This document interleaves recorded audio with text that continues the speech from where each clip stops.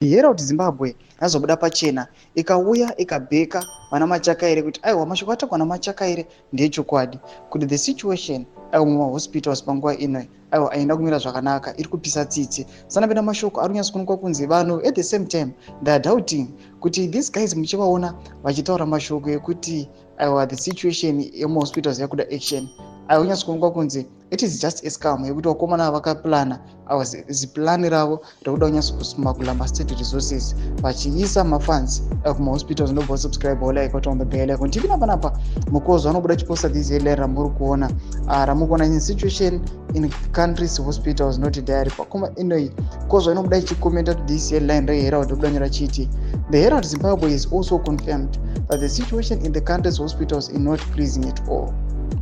For years, the Zimbabwe health sector has been receiving funds and support from foreign aid, especially World Health Organization and United States aid.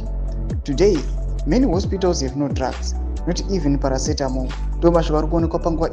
Right now, tukaona yesterday, vanhu vakanyatsa kuona pachena vanhu vakaita sana Jabreza vachipiwa most luxurious vehicles ima $150,000. Imota yakapiwa musician anozikanwa kuti ane fame, munhu ane zvinhu zvake, munhu ava stable, munhu anyatsozikanwa kuti even pamasocial media platforms munhu ane masubscribers is earning. Right now anoonekwa kunzi aiwa anopiwa nemunhu anozikanwa kuti ari affiliated to the ruling party ZANU-PF more than $150,000 pamwechete nemotikari. Panguva ino pachionekwa kunzi these guys they are also neglecting kuti vauye vagadzirise situation irimo munyika yeZimbabwe. Panapa people they are really worried and they are confused kuti why are they doing that? These guys they are really inhuman. Mukudze mafunguro enyu muri kudii pamusoro pechitiko ichi mune comment section medu dzemafunguro enyu. Subscribe or like, turn on the bell icon.